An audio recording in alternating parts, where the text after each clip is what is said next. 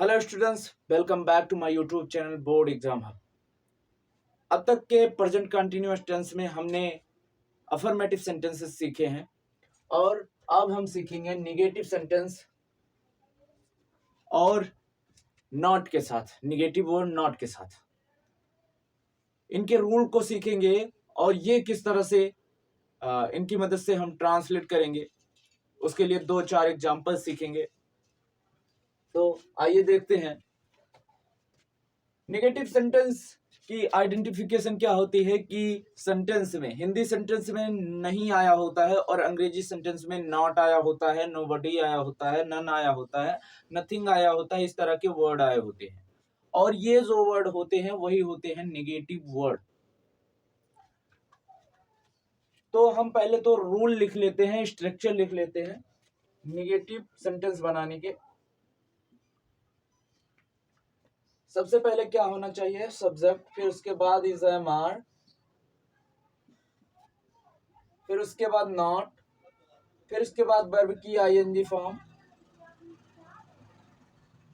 फिर उसके बाद ऑब्जेक्ट, फिर अदर्स होना चाहिए।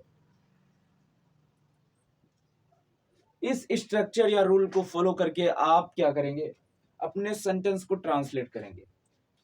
फॉर एग्जाम्पल हम एक सेंटेंस ले लेते हैं।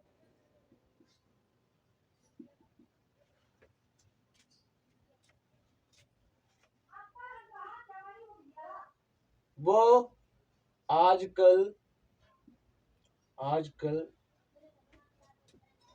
कोई काम नहीं कर रही है। कोई काम नहीं कर रही है। ये हुआ हमारा एक हिंदी सेंटेंस। इसको ट्रांसलेट कैसे करेंगे? ध्यान दीजिएगा, रूल हमारे सामने है। इसमें क्या है? सबसे पहले हमें सब्जेक्ट लिखना होता है। अगर हमारी ट्रिक के हिसाब से चले तो सबसे पहले सब्जेक्ट लिखेंगे। सब्जेक्ट क्या है? ही। सब्जेक्ट लिखने के तुरंत बाद हम कहाँ आएंगे? पीछे। है की अंग्रेजी होती है इज, सॉरी यहाँ कर रही है, इसलिए क्या हो जाएगा? सी। क्या हो जाएगा? सी। ओके, कैपिटल लेटर ही रखेंगे सी को। फिर उसके बाद यहाँ पीछे आते हैं। पीछे हमें मिलता है की अंग्रेजी हो गई इज। फिर उसके बाद कर रही की अंग्रेजी क्या होगा? तो हम रूल में ध्यान दें तो इज एम आर के बाद हमें क्या करना है? नॉट का प्रयोग करना है। तो इसके बाद हम नॉट का प्रयोग करेंगे, फिर कर रही की अंग्रेजी बनाएंगे। तो कर रही की अंग्रेजी क्या बनेगा? डूइंग।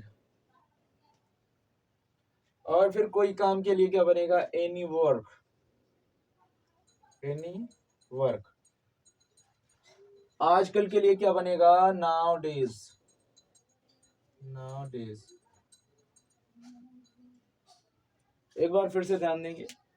सबसे पहले हमें क्या लिखना है? सब्जेक्ट। सब्जेक्ट क्या हुआ? सी।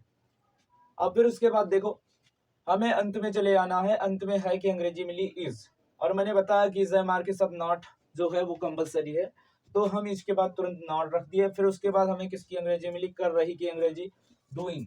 आईएनजी फॉर्म लगा के हम रहा रही के अर्थ पाते हैं।